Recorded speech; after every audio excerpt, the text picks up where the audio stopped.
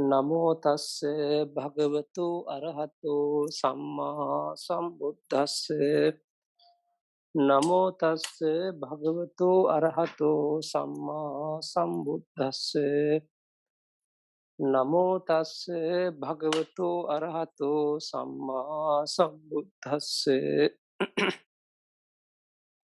එවං මේ සුතං ඒකං සමයං භගවා සාවත්තේයං විහෙරති 제තවනේ අනාථපිණ්ඩිකස්ස ආරාමේ తత్ర කෝ භායස්මා සාරිපුත්තෝ බික්ඛු ආමන්තේසි ආවුසෝ බික්ඛවෝති ආවුසෝති කෝතේ බික්ඛු ආයස්මතෝ සාරිපුත්තස්ස පච්චස්සෝසු ආයස්මා සාරිපුත්තෝ ඒතද වෝච සම්මාදිට්ඨේති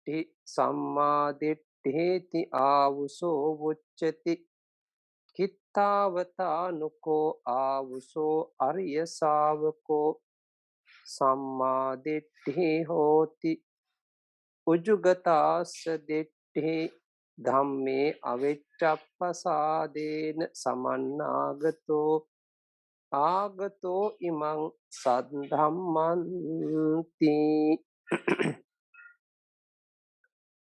ශ්‍රද්ධාවන්ත වාසනාවන්ත පින්වතුනි තුන් ලෝකාග්‍ර වූ භාග්‍යවත් අරිහත් තථාගත සම්්‍යක් සම්බුද්ධ දසබලධාරී සර්වඥ රාජෝත්තමයන් වහන්සේ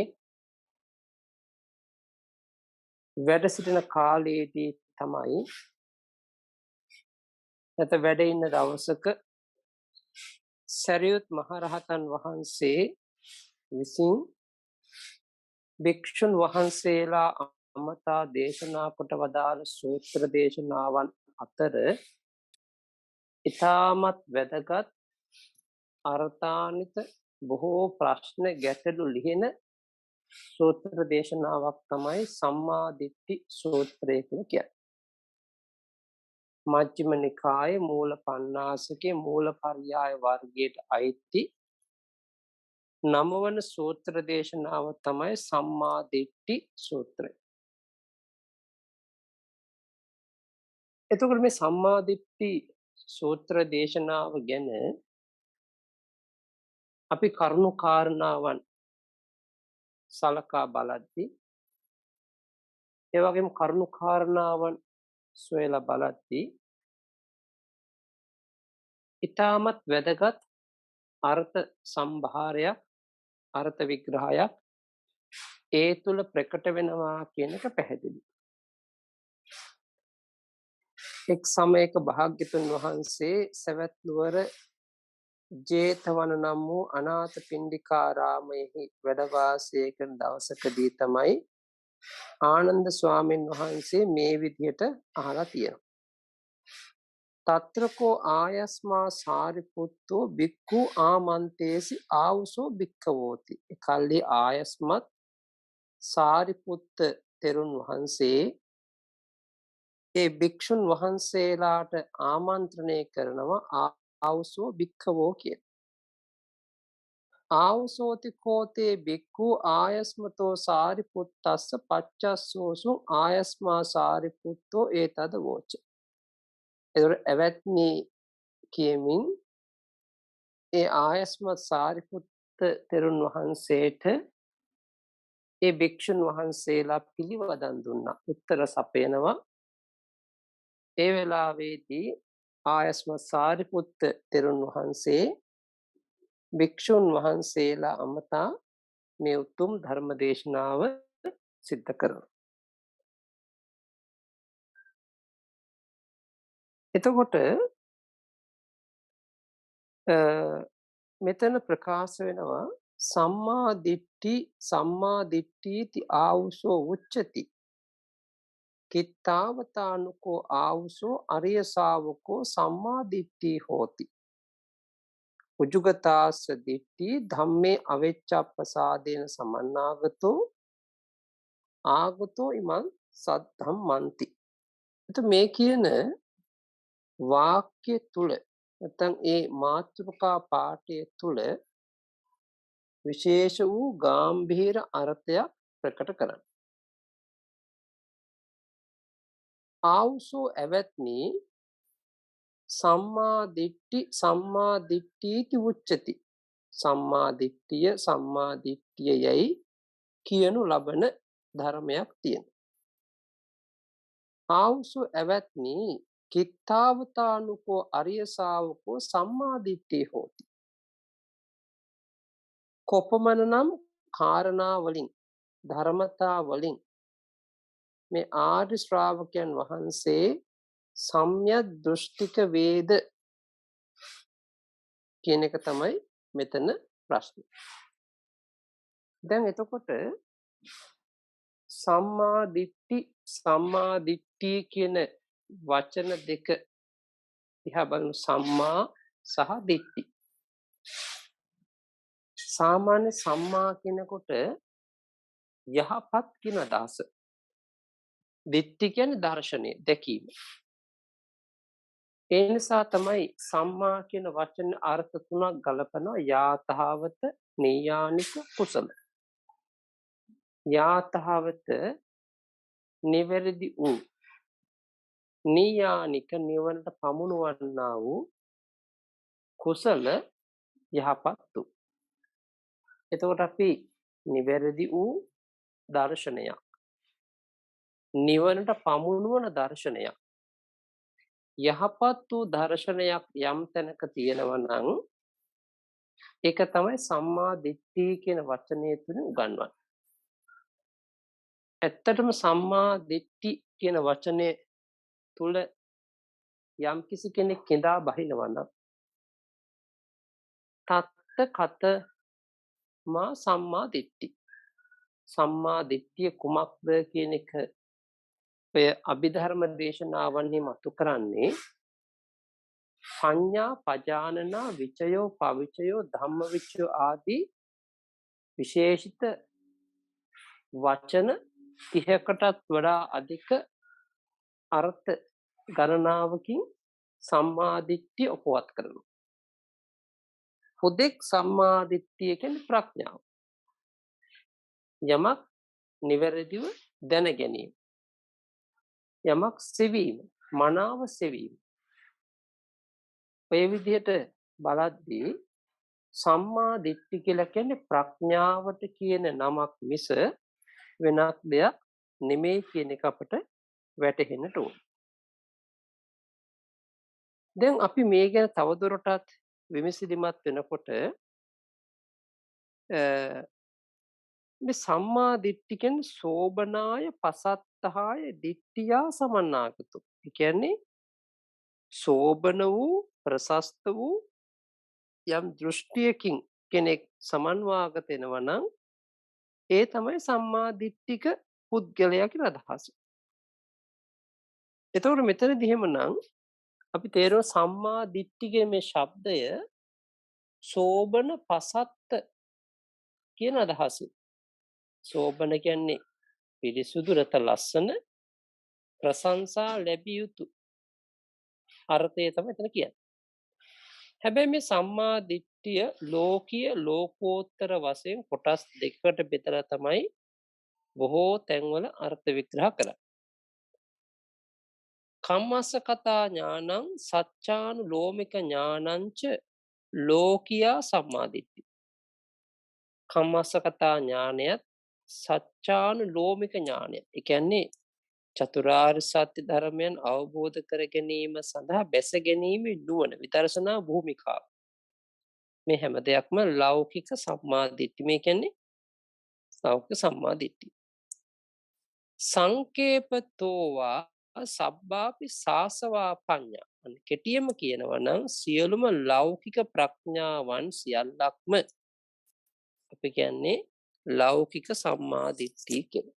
ඒතර පැහැදිලි අපිට එහෙනම් මේ ලෞකික සම්මා දිට්ඨිය කියනකොට මොකක්ද? කම්මස්සකතා ඥානය, සච්ඡානුලෝමික ඥානය. එතකොට මේ කම්මස්සකතා ඥානය කියද්දී කර්මය සහ කර්මඵල විශ්වාස කිරීම. ඊළඟට සත්‍යානුලෝමික ඥානය කියලා කියන්නේ ඒ සිව්සස් දහම සත්‍ය අවබෝධය සඳහා අපි බැස ගැනීමේ අවස්ථාව. නැත්නම් ඒ විදර්ශනා භූමිය. තවදුරටත් මේ ගැන අපි විමසිලිමත් වෙනවා නම් පැහැදිලි වෙනවා ලෝකෝත්තර සම්මාදිට්ඨිය කියද්දී අරිය මග්ගඵල සම්පයුත්තා පඤ්ඤා ලෝකෝත්තරා සම්මාදිට්ඨි. ආර්ය මාර්ගඵල සංප්‍රයුක්තෝ ප්‍රඥා. කියන්නේ ලෝකෝත්තර මාර්ග ප්‍රඥා ඵල ප්‍රඥාවන් යම් තැනක සංප්‍රයුක්ත වෙනවන යම් සිතක යෙදෙනවා නම් එතන පවතින්නේ ලෝකෝත්තර සම්මා දිට්ඨිය. එතකොට මේ සම්මා දිට්ඨි කියන වචනය තමයි අපි දැන් කතා කරන්නේ. දැන් බලන්න බුදුරජාණන් වහන්සේම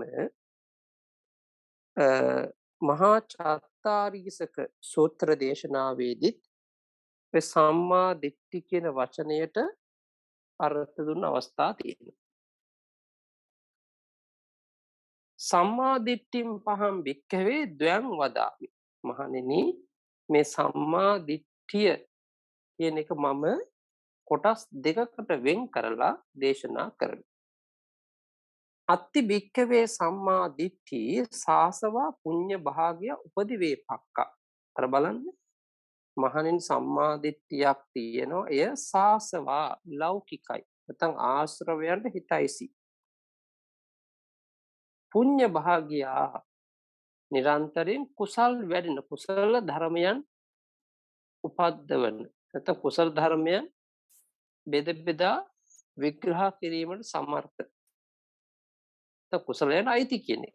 ඊළඟට අයිති. උපදිවේපක්කා මතු වශයෙන් ඒ පංචස්කන්ධ ආදී විපාක ගෙන දීමට සමර්ථ නිසා. එහෙමනම් ඔන්න බලන්න එක ලෞකික සම්මාදිට්ඨිය පැහැදිලි කරා සාසව පුඤ්ඤ භාග්‍ය උපදිවේපක්. අත්ති භික්ඛවේ සම්මාදිට්ඨි අරියා අනාසව ලෝකෝත්තර මග්ගංක. මහණෙනි තවත් සම්මාදිට්ඨියක් තියෙනවා. එය ආර්යයි. ඒ කියන්නේ පිරිසුදුයි. දැන් ආර්ය කියන වචනේ ගත්තාම සෝතාපට්ටි මාර්ගඵල, සකදාගාමි මාර්ගඵල, අනාගාමි මාර්ගඵල, අරිහත් මාර්ගඵල කියන මේ ආර්යයන් වහන්සේලා 8 නම තමයි ඊතරදී අරියා කියලා හඳුන්වන්නේ. එහෙනම් මේ ලෝකෝත්තර භූමිය අනාසවා කාමාසව, භවාසව, දිඨාසව, අවිජ්ජාසව කියන මේ සතර ආශ්‍රවයන්ට සම්බන්ධයක් නැහැ. හිතයිසි බවක් නැහැ අනාසව. ඒ ලෝකෝත්තරා ලෝකේන උත්තරෝති ලෝකුත්තරෝ. කාම ලෝක, රූප ලෝක, අරූප ලෝක කියන මේ ලෝකත්‍රයෙන් ඊතර වූ තැන. ඒ ලෝකත්‍රයෙන් අත මිදුණු තැන. වෙන් වුණු තැන තමයි ලෝකෝත්තර භූමිය. එන්නේ නිර්වාණය අරමුණු කරගත්ත භූමිය. එහෙමනම් ලෝකෝත්තර වූ භූමිය මග්ගංගා මාර්ගාංගයන්ගෙන් සංප්‍රයුක්තයි. සම්මා දිට්ඨිය ආදී මාර්ගාංගය 8 දෙනාගෙන් සංප්‍රයුක්තයි. එහෙමනම් පැහැදිලි වෙනවා සම්මා දිට්ඨි කියනකොට ලෞකික සම්මා දිට්ඨියක් තියෙනවා. ලෝකෝත්තර සම්මා දිට්ඨියක් තියෙනවා. එතකොට කුමක්ද මේ ලෞකික වූ සම්මා දිට්ඨිය?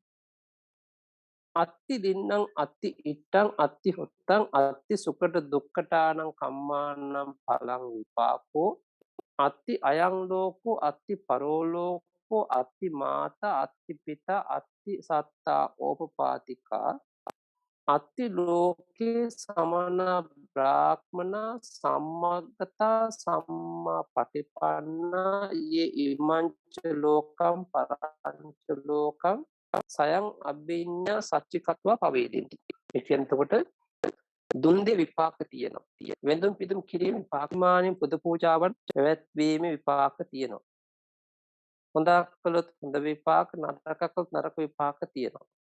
මෙලවක් තියෙනවා. පරලොවක් තියෙනවා. මවට උපස්ථාන කිරීම විපාක තියෙනවා. පියාට උපස්ථාන කිරීම විපාක තියෙනවා.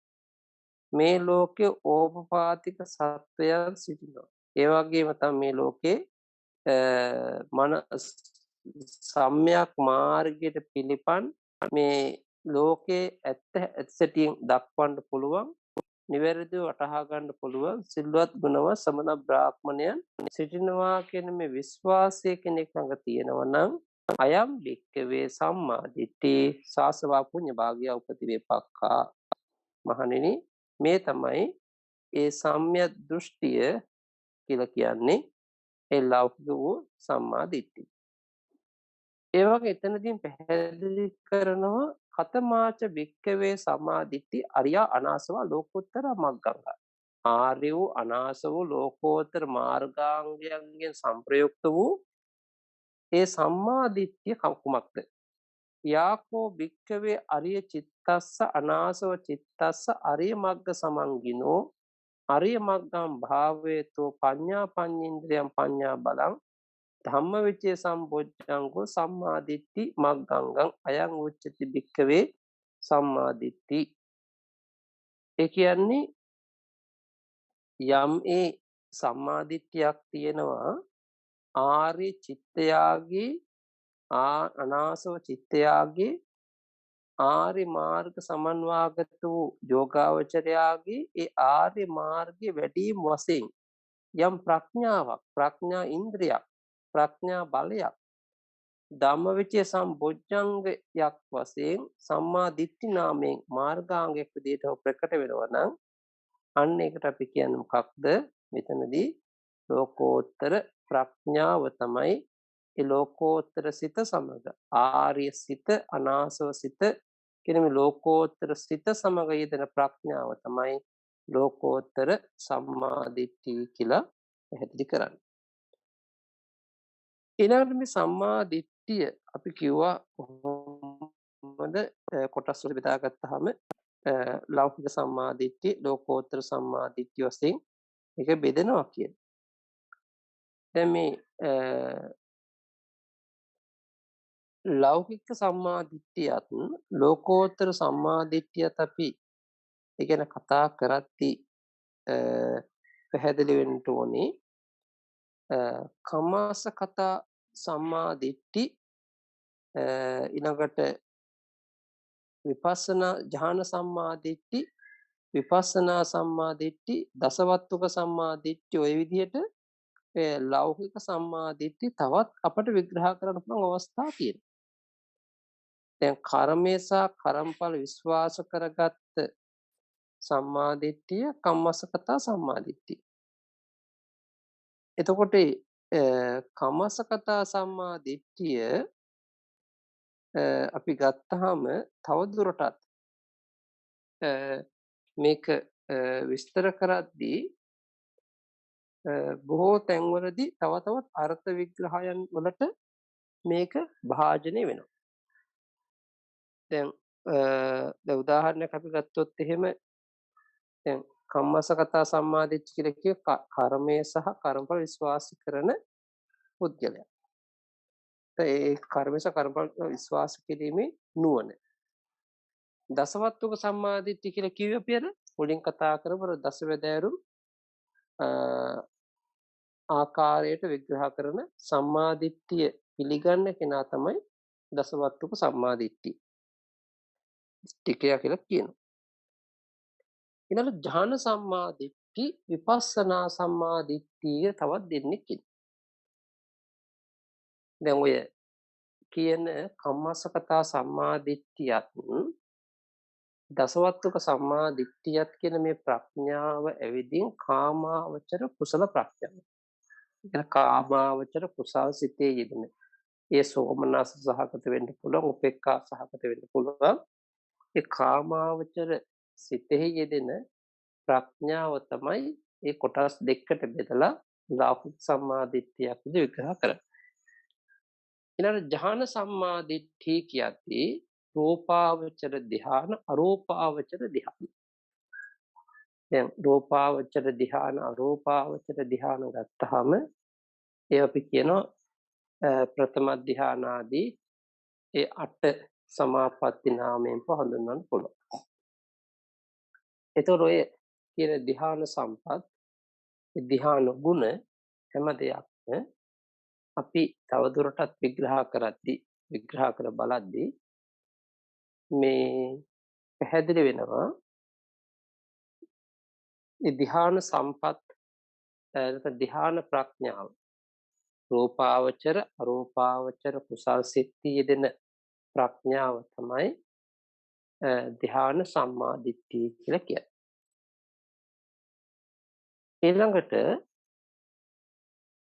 විපස්සනා සම්මා දිට්ඨිය කියලා කියන්නේ විශේෂයෙන්ම අනිත්‍ය දුක්ඛ අනාත්ම සංස්කාර ධර්මයන් අනිත්‍ය දුක්ඛ අනාත්ම වශයෙන් මෙනෙහි කරද්දී ඒ උපදින ප්‍රඥාව කියන්නේ අනිත්‍ය දුක්ඛ අනාත්ම වශයෙන් මෙනෙහි කරනකොට ඒ කාමාවචර ඥාන සංප්‍රයුක්ත සිතෙහි යෙදෙන ප්‍රඥාව.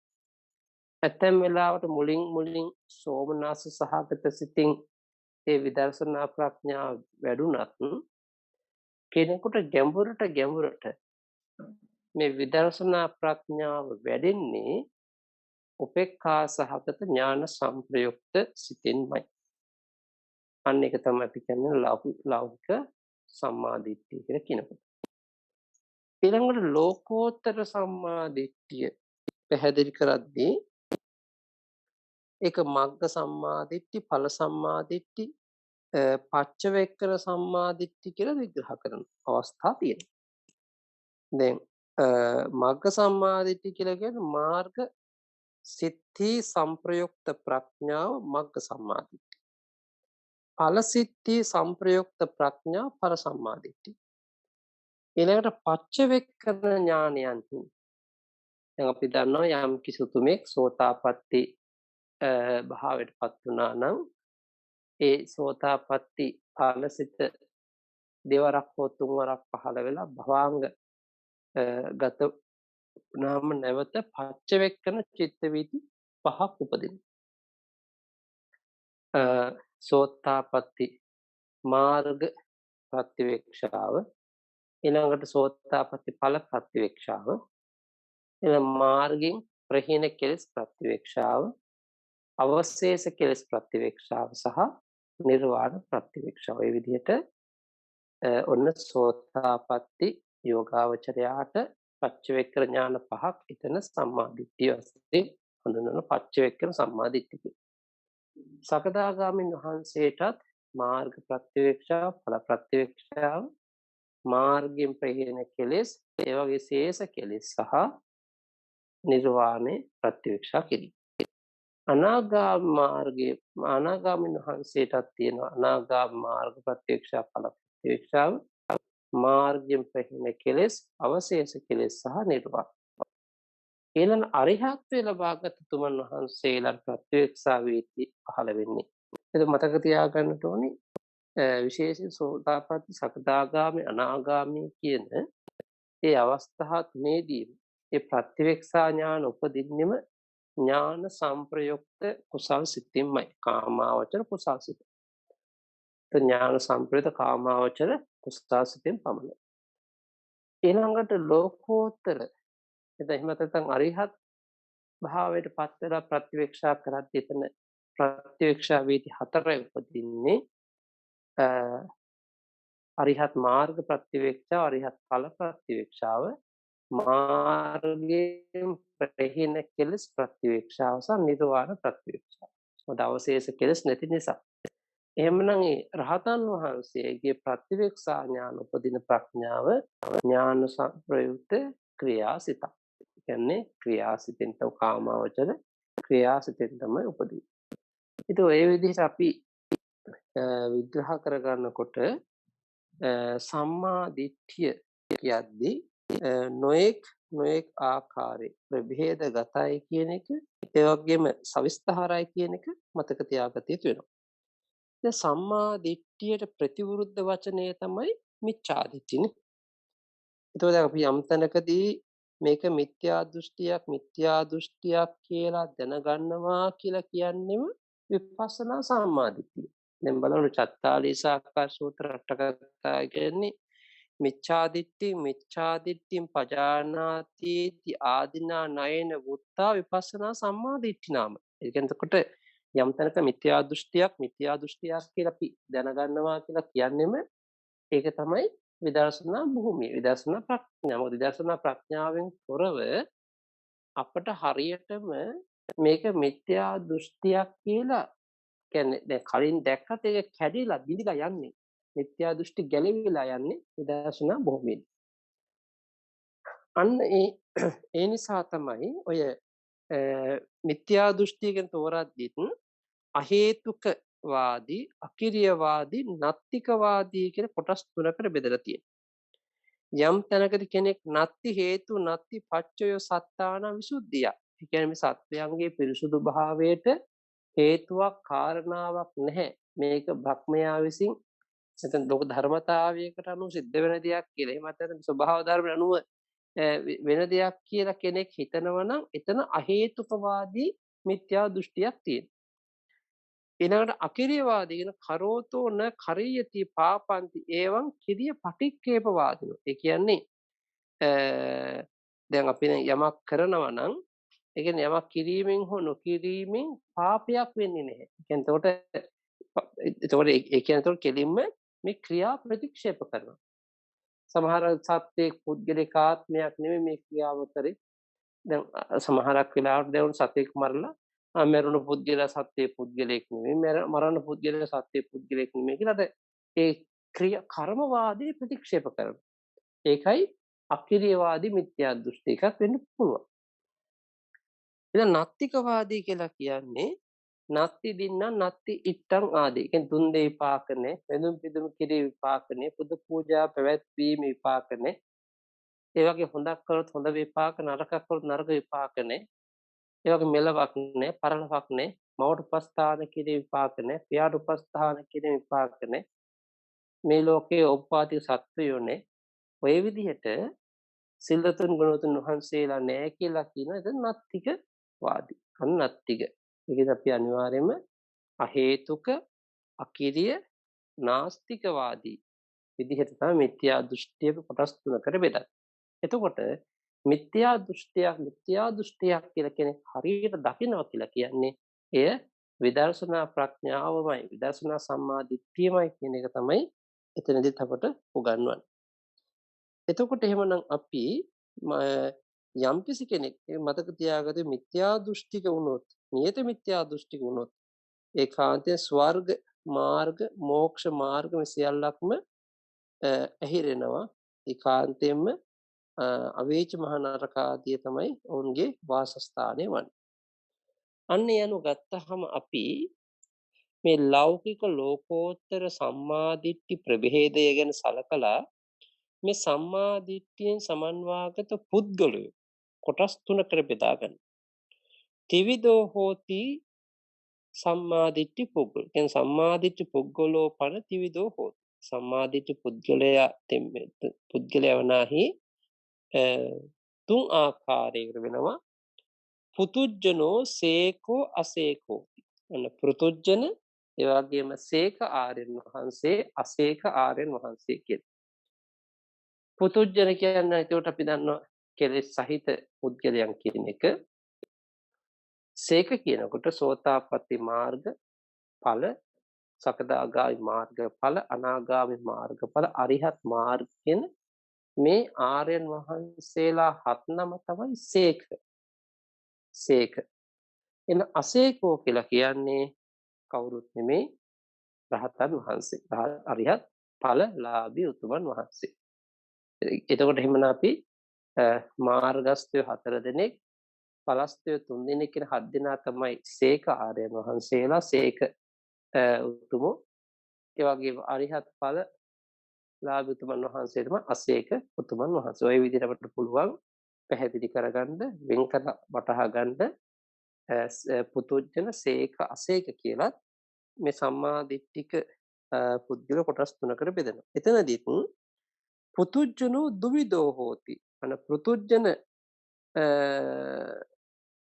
සම්මාදිට්ඨික තෙමේ කොටස් දෙකකට බෙදෙනවා බාහිරකෝ සාසනිකෝ කියලා. ඒ කියන්නේ බාහිර වශයෙන්. ඒ කියන්නේ අපි දන්නවා සාසනිකෝ කියලා කියන්නේ මේ සම්බුද්ධ ශාසනයට ඇතුළත් වූ පුද්ගලයන් වශයෙන් අපි දකිනවා සම්මා සම්බුද්ධ ශාසනයෙන් බැහැරව වෙනත් නිකායන්හි ධ්‍යාන සමාධි උපදවා ගනිමින් කර්මවාදීව යම්කිසි පිරිසක් ඉන්නවනම් ඒ අය තමයි අපි කියන්නේ බාහිරක සම්මා දිට්ඨිකය. දැන් අපි දන්නවා ඔය බෝසත් කාලේ මහා බෝසතුන් වහන්සේ අනිවාර්යයෙන්ම සම්මා දිට්ඨිකයිනේ. උන්වහන්සේලා බාහිරක කම්මවාදී.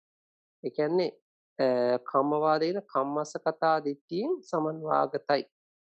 හැබැයි එහෙම වුණා කියලා ඒ අයට මේ සත්‍යානුලෝමික සම්මා දිට්ඨියට බැස ගන්න පුළුවන් කමක් නැහැ. මොකද ආත්ම භාවය නිතර නිතර පරාමර්ශණය කරමින් තමයි ඒ කර්මවාදීව හැසිරෙන්නේ. ඒතර ආත්ම භාවය නිතර නිතර ස්පර්ශ කරමින් උපාදාන කරමින් බාහිර ශාසනයන්හි සමාධි භාවනා වඩාගෙන අභිඥා උපදවාගෙන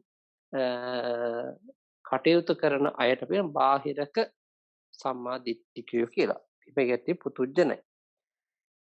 ඊළඟට ශාසනයේ ඉන්න උතුමන් වහන්සේලා ගත්තහම එය කොටස් දෙකකට බෙදලා සේකෝ නියතාය සම්මාදිට්ඨිය සම්මාදිට්ඨි. අසේකෝ අසේකාය පන නියතයි නියානිකා. දැන් අපෙන් ශාසනික වශයෙන් ගත්තහමත් මේ අපි විශේෂයෙන් මතක තියාගන්න ශාසනය තුල බුදුරජාණන් වහන්සේ ධර්මයේ තුල යම්කිසි උතුමන් වහන්සේ නමක් ඉන්නවනම් ඒ අය තුලක් තියෙන කම්මසකතා සම්මාදිට්ඨිය. හැබැයි ඒ වගේම මේ චතුරාර්ය සත්‍ය දැකීමට බැසගත් නුවණ තියෙනවා. ඇත්ත ඇත්තටින් දකින්න. දුක දුකට හේතුව දුක නැති කිරීම දුක නැති කිරීමේ මඟ කියන මේ සිව්සස් දහම දකින්න බැසගත් නුවණ තියෙනවා. අන්න ඒ නිසා තමයි සත්‍යානුලෝමික සම්මාදිට්ඨිය පවතින්නේ පෘතුජ්ජන සසුන්ගත කෙනෙක්. ශාසනය තුල ඉන්න කෙනෙක් නම. එයා ගිහි වෙන්න පුළුවන් පැවිදි වෙන්න පුළුවන්. අන්නේ අදහස මතක තියාගන්න. ඊළඟට ඇත්තටම ශාසනයේ නියම ශාසනය තුල ගත්තහම සේකාරයන් වහන්සේ සහ අසේක ආර්යයන් වහන්සේ. සේක ආර්යයන් වහන්සේ නියත වශයෙන්ම උන්වහන්සේලා නැවත අපා දුකට සසරට එකතු වන්නේ නැහැ. නිවන අවබෝධ කරගෙන අසේක ආර්යයන් වහන්සේ කොහොමත් ඒ අරිහත්ත්වය ලබාගෙන ඉන්න උතුමන් වහන්සේලා නිසා.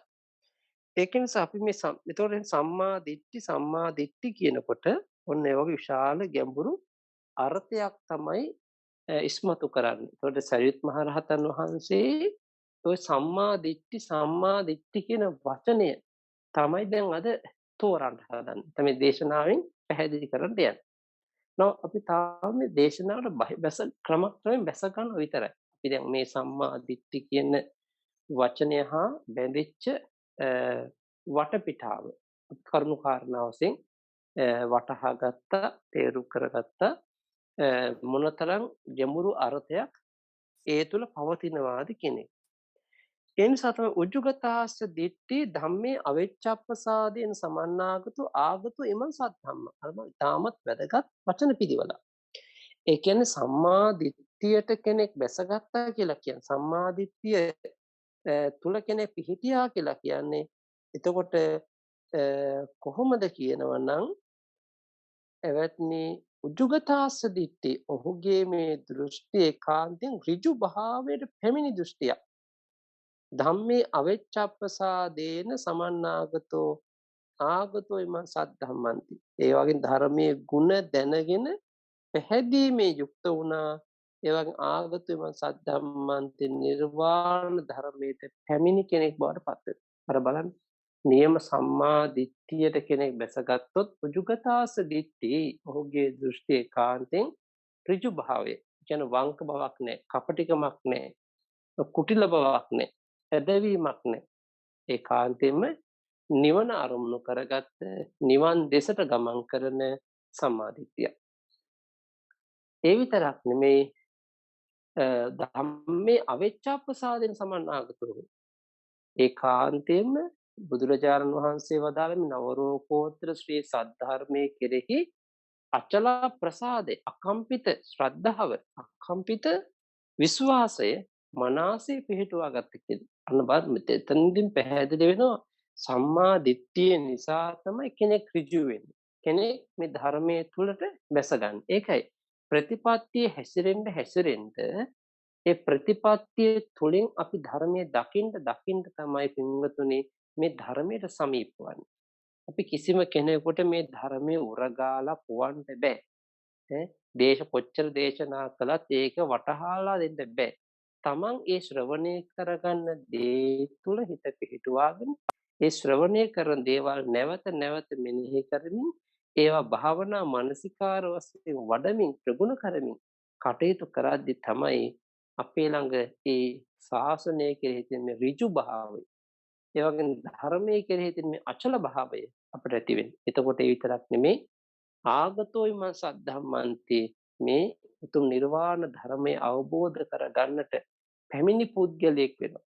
ඒකයි කියන්නේ නියම ශාසනික වශයෙන් විදර්ශනා භාවනාව තුළින් ඒ වගේ නියම ප්‍රතිපත්තිය තුළ කෙනෙක් හිතාගෙන කටයුතු කරනවා නම් එවැනි අයට ඒකේ සෝතාපට්ටි ඵල සච්චි කිරියයි පටිපන් සෝතාපට්ටි භාවය ඵලය සාක්ෂාත් කර ගැනීම සඳහා ඒ මාර්ගය පිළිපන්නයි. ඒ සෝවාන් වෙලා නැහැ සෝවාන් මාර්ගය පිළිපන්. එහෙනම් අපි හැම කෙනෙක්ම ඒ නියම ධර්මයේ එහෙම නැත්නම් නියම කාරණාව වටහා ගන්න නම් අපේ සම්මා දිට්ඨියෙන් තොරව මේ හැම දෙයක්ම තේරුම් ගන්න බෑ. සම්මා දිට්ඨියක් නැත්නම් අපට කුසල් අකුසල් සම්මා දිට්ඨියක් නැත්නම් හොඳ නරක සම්මා දිට්ඨියක් නැත්නම් යහපත අයහපත ඒ වගේම සම්මා දිට්ඨියෙන් තොරව රකින්න සීලයක් නැහැ වඩන සමාධියක් නැහැ දියුණු කරගන්න ප්‍රඥාවක් මේ හැම දෙයක්ම වැඩින්නේ සම්මා දිට්ඨිය මුල් කරගෙන සම්මා දිට්ඨිය පාදක කරගෙන ඒ බව තමයි සරියුත් මහ රහතන් වහන්සේ මෙතනදී කරුණු කාරණා වශයෙන් පැහැදිලි කරන්නේ. ඒ වගේම දැන් මේ කියන මාතෘකා ප්‍රශ්නය දැන් මේ මාතෘකාවට වැසගත් විතරයිනේ. සරියුත් ස්වාමීන් වහන්සේ මේ විස්තරය කරද්දිම අනිත් මේ ධර්මයේ ශ්‍රවණය කරන භික්ෂුන් වහන්සේලා පැහැදිලි කරන ප්‍රකාශ කරනවා දූරතෝපිකෝ මයං ආවසු ආගච්ඡේයාම ආයස්මතෝ සාරිපුත්තස්ස සම්තිකේ ඒතස්ස භාසිතස්ස අත්තමඤ්ඤා.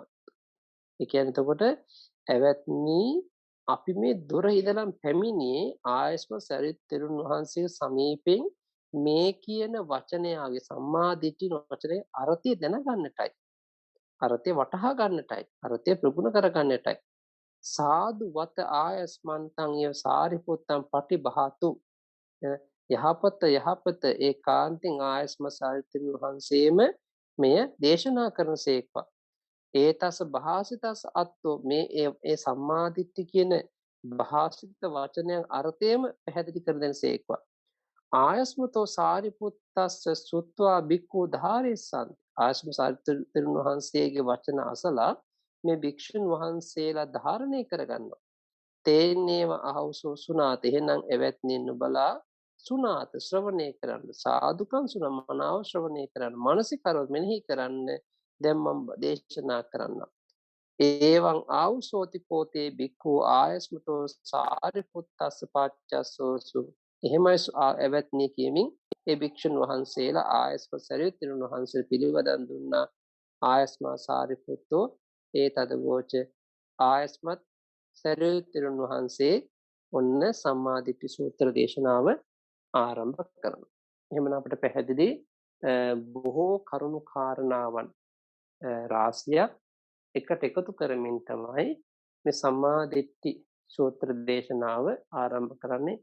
මුලින් කර්මපත විභාග වාර ඒ වගේම ආහාර විභාග වාර ආදී වශයෙන් මාතෘකාගත කරමින් මේ සම්මා දිට්ඨි සූත්‍ර දේශනාවෙන් අනුශාසනාවන් පටන් ගන්න යුතුයි. එහෙනම් අපි අද සම්මා දිට්ඨි කියන වචනය කුමක්ද කියන එක තමයි පැහැදිලි කරගත්තේ, තේරුම් කරගත්තේ, වටහා ගත්තේ. එහෙනම් අපි මේ තුලින් ජනිත කරගන්න කුසලයේ පුණ්‍ය ලාභය, පුණ්‍ය ශක්තිය කාර්යයෙන් ඔබට අපට සෑම දිනාට උතුම් චතුරාර්ය සත්‍ය අවබෝධ කරගෙන අමා මහ නිවනින් සැනසීම දක්වාම ඒකාන්තයෙන් හේතු වාසනා වේවා කියන ප්‍රාර්ථනා සිතේ දරාගෙන පින් අනුමෝදන් කරමු. ආකාසට්ඨා ච මත්තා දේවා නාග මහිද්దికා පුඤ්ඤන්තං අනුමෝදිත්වා චිරන් රක්ඛන්තු සම්බුද්ධ ශාසනං. ආකා දේවා නාග අනුමෝදිත්වා චිරන් රක්ඛන්තු දේශනං. ආකාසට්ඨා ච බුම්මට්ඨා දේවා නාග මහිද්దికා පුඤ්ඤන්තං අනුමෝදිත්වා චිරන් රක්ඛන්තු මං පරන්ති. ධර්ම ශ්‍රවණානිසංස බලයෙන් සෑම දිනාට ලොවේ ලොවුතුරා සුව සැලසේවා. සාදු සාදු සාදු.